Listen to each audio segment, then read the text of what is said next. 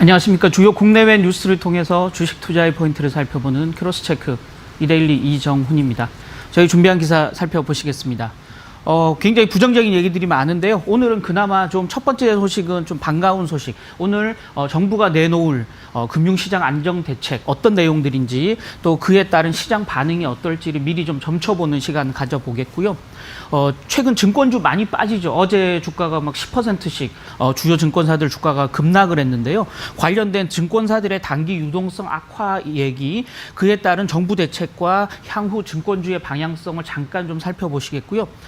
국내 주요 가전업체들이 판로가 많이 막혀 있다. 코로나19 사태로 관련된 얘기들 좀 보시겠습니다.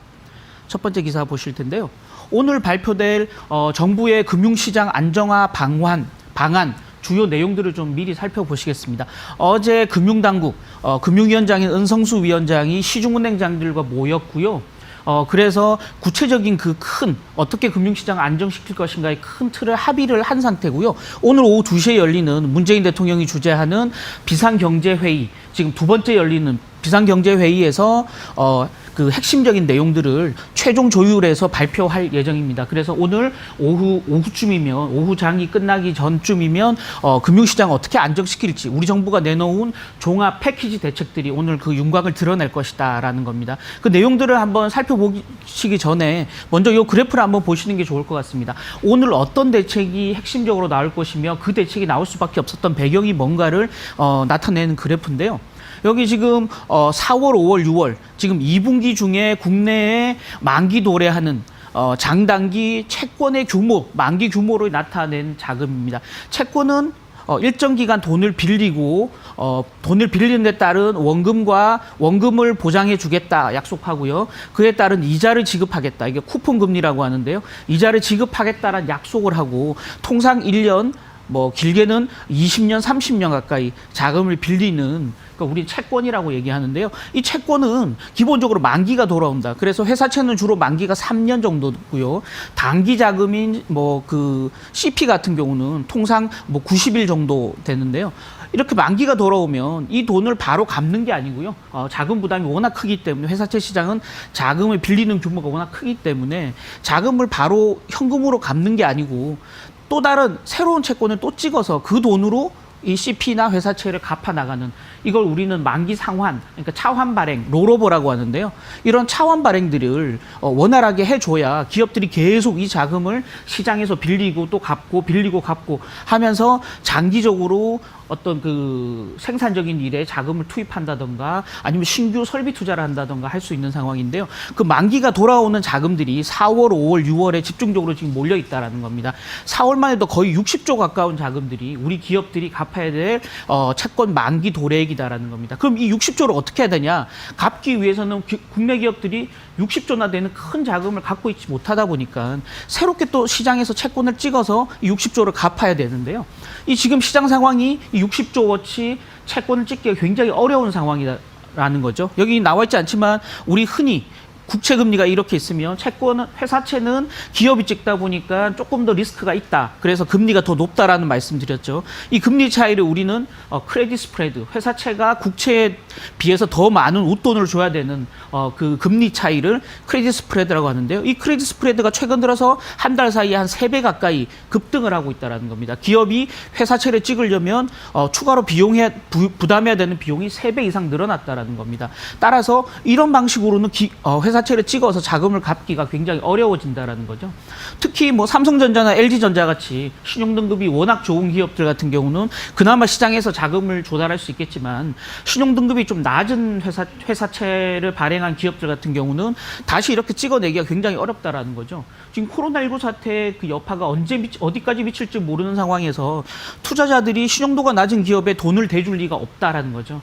그럼 이 자금을 어떻게 해야 되는가? 누군가는 이 회사채를 사줘야 되는데 이 회사채를 사주는 역할을 정부가 해야 된다라는 겁니다. 그 부분이 바로 여기 나와 있는 채권안전펀드입니다. 채권안전펀드는 지난 2008년, 2009년도 글로벌 금융위기 때 한번 도입됐던 제도인데요. 뭐냐면 시중은행들하고 시중은행들이 집중적으로 참여하고요. 한국은행이 서포트하는 방식으로 해서 자금을 일정 부분 모집을 합니다. 큰 자금. 지금 지난 2008년, 9년 때는 10조 원의 자금을 모았었는데요. 이 10조 원을 가지고 뭐 삼성전자 같이 우량한 기업은 제외하고요. 회사채를 다시 찍어서 자금을 갚기 어려운 기업들에게 이 10조 원을 태워서 이 회사채를 사주는 방식입니다. 그래서 회사채를 사줘서 채권 시장을 안정시킨다라고 해서 채권시장 안전펀드라는 이름을 붙였는데요. 지금 시장 자체는 이 당시 10년 전 이 글로벌 금융위기 때보다 워낙 시장이 커졌고요. 기업들 자체의 회사채 발행량도 굉장히 늘어났기 때문에 이번 같은 경우는 10조 원 플러스 알파, 얼마가 될지는 정확하게 알 수는 없으나 10조 원 플러스 알파는 발행돼야 충분히 이 시장 불안을 잠재울 수 있다라는 게 지금 현재 시장 관계자들의 반응이고요. 지금 현재 시장에서는 통상 한 15조, 많게는 한 20조 원 정도는 조성이 돼야 이 시장 안정을 불안을 잠재울 수 있다라는 건데요. 그래서 오늘 발표될 이 비상경제회의에서의 내용 중에 채권 안정 펀드 자금이 어느 정도냐를 살펴보시는 게 하나의 관전 포인트가 될 것 같고요. 또 하나는 채권 시장만 불안하냐, 주식 시장도 불안하다는 거죠. 그래서 지난 1990년도에 한번 사용됐, 99년도 우리 아시아 그 외환 위기 때 한번 쓰였던 방식인데요. 증권 시장 안정 펀드. 이건 기본적으로 증권 금융이나 또는 거래소, 기타 증권사들이 돈을 태워서 하나의 펀드를 조성해서 주가가 많이 빠지는 기업들의 주식을 직접 매수해주는 방식인데요. 지금 현재 이 1999년도 같은 경우는 4조 정도가 자금이 이 펀드가 형성이 됐었는데요. 지금은 주식 시장이 워낙 커졌죠. 그래서 시장에서 한 10조 원 정도의 자금을 가지고 이 증권 시장 안전 펀드, 줄여서 증안 펀드를 조성할 것이다라고 보고 있는데요. 그래서 오늘 오후에 발표될 대책 중에서도 증권 안정 펀드 규모가 얼마인지를 살펴보면서 투자 전략을 좀 세울 필요가 있다라는 거고요. 추가적인 관전 포인트를 몇 가지 이 기사를 통해서 짚어보실 텐데요. 그래서 합쳐서 채권 안정 펀드 10조 플러스 알파고요. 증권 안정 펀드 10조 원, 최소 10조 원. 거기다가 프라이머리 CBO라고요. 이거는 주로 중소기업, 벤처기업들이 발행한 자신들이 가지고 있는 그 자산을 담보로 해서 빌렸던 자금들인데요. 이걸 갚아주는 자금 7조 원 정도가 지금 그 정부의 긴급 대책에 포함될 것이다. 그래서 합치면 27조 플러스 알파의 자금을 정부가 투입할 것이다라고 보고 있는데요. 이 플러스 알파의 규모가 얼마인지가 첫 번째 관전 포인트다. 오늘 그래서 27조에서 얼마나 더 정부가 증액했느냐를 보시면서 정부가 이 시장 안정을 어느 정도 의지를 가지고 시장을 안정시키려고 하는지를 확인하는 절차 첫 번째가 필요할 것 같고요. 두 번째 절차는 이 채권 안정 펀드로 CP, 기업어음을 매입하느냐 여부를 살펴봐야 된다는 겁니다. 지금 은성수 금융위원장이 채안펀드로 CP를 매입하겠다라는 구두로 발언을 했지만 시장은 아직 반신반의하고 있는 상황인데요. 왜냐하면 전체 회사채 발행 물량, 즉 아까 4월에 59조라고 했는데요. 그중에 대부분이 31조 정도가 이 CP 만기물입니다. 따라서 CP는 또한 만기가 통상 한 그 90일에서 1년 정도로 굉장히 만기가 짧기 때문에 단기에 만기가 돌아오면서 만기 물량이 굉장히 크다. 그래서 정부가 이 CP를 직접적으로 채안펀드가 매입을 해줘야만 시장이 안정될 수 있다라는 거고요. 그래서 두 번째 관전 포인트는 이 채안펀드가 만기가 긴 회사채뿐만이 아니고 만기가 짧은 CP까지도 매입해 주느냐.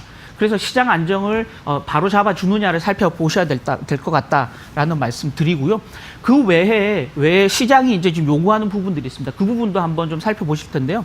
첫 번째는 이 채안 펀드가 구성되더라도 지금 항공사들 굉장히 어려움을 겪고 있는데요. 한번 말씀드렸죠. ABS 물량들이 굉장히 어려움에 처해 있다는 건데요. 이런 항공사의 ABS나 이런 채권들을 향후에 채안 펀드가 매입을 해줄 것인가 여부도 하나의 지금 시장이 요구하는 부분인데요. 그래서 오늘 이 그 정부의 비상경제회의 이후에 은성수 금융위원장이 직접 브리핑을 할 예정인데요. 이 과정에서 항공사들의 채권도 매입해줄 의지가 있느냐를 대답을 하게 될 텐데요. 그 답을 살펴보시는 전략이 좀 필요하겠고요.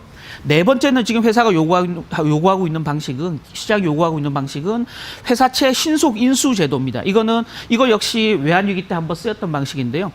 기업이 회사채를 발행하면 시장에서 사줄 사람들이 없기 때문에 산업은행이 직접 개입을 해서 이 회사채 물량의 80%를 사달라. 산업은행이 직접 사달라. 나머지 20%만 시장에서 매각할 수 있도록 해달라. 이게 지금 시장의 추가적인 요구사항인데요. 이 부분이 향후에 반영될 여지가 있느냐. 이거 역시 은성수 위원장이 답하게 될 예정인데요. 그래서 오늘 발표될 1번, 2번, 또 오늘 질의응답 과정에서 나올 3번, 4번, 내용들을 살펴보시면서 정부의 시장 개입 의지, 시장 안정 의지가 얼마나 강한지 확인하는 절차가 좀 필요하다라는 말씀 드리도록 하겠습니다. 다음 뉴스 보실 텐데요. 다음 뉴스부터는 좀 간단하게 살펴보시겠습니다. 어제 한국은행이 추가적인 유동성 확대 대책으로 12년 만에 증권사들에 대해서 RP를 매입을 해주겠다라는 대책을 발표했는데요. 이 내용 신문에서 많이 보셨겠습니다만은 이 내용이 대체 뭘까라고 궁금해하실 분들이 많은데요. RP는 이런 겁니다. 환매 조건부 채권이라고요. 일정 시점 후에 다시 사준다는 조건으로 채권을 판다는 조건으로 채권을 매입하는 방식입니다. 그래서 이걸 증권사에게 RP를 매입한다는 말은 이렇게 한국은행이 있겠죠. 그러면 증권사들이 많은 채권을 보유하고 있습니다. 그래서 이 채권을 일단 한국은행에 팔게 되고요. 한국은행은 만기 후에 열흘이라든지 30일이라든지 뭐 이런 일정 기간 후에 다시 이 채권을 증권사에게 다시 되판다는 조건으로 이 채권을 사주는 겁니다. 이렇게 한국은행이 채권을 사주면 한국은행이 들고 있던 돈이 증권사로 가겠죠. 그럼 증권사는 현금이 늘어나는 효과가 있는, 채권을 직접 팔지 않고 만기 후에 채권을 다시 돌려받는데 돌려받기 전까지 일시적으로 한은의 자금을 끌어와서 한은 자금을 쓸 수 있는 통로가 열린다는 겁니다. 그래서 한국은행이 RP를 매입해 준다는 말은 한국은행이 가지고 있는 현금 유동성을 증권사에 지원해 준다라는 내용으로 이해하시면 될 것 같고요. 그렇게 한은이 12년 만에 증권사에게 자금을 왜 공급해 주느냐. 증권사들 자금이 굉장히 압박을 받고 있다는 거죠. 바로 ELS 때문입니다. 지금 ELS 총 발행 잔고가 40조가 넘어간다는 얘기 많이 들어보셨죠. 그러다 보니까 ELS는 주가가 일정 부분 하락하기 전까지는 원금을 보장해주는, 그리고 일정 수익을 제공해주는 방식이기 때문에 주가가 그러니까 기초자산 가격이 하락할 경우에 대비해서 콜옵션을 이렇게 매수해주는 전략을 취하게 되거든요. 그래서 해지하는 전략을 취하는데 ELS 가격은 지금 손실 구간까지 빠지다 보니까 콜옵션을 매수한 가격이 또 역시 빠지게 되죠. 그래서 이건 증권사 포지션 자체에서 지금 마진 콜이 계속 생겨나고 있다는 겁니다. 이렇게 콜옵션 해치는 주로 해외 시장에 가서 하는데요.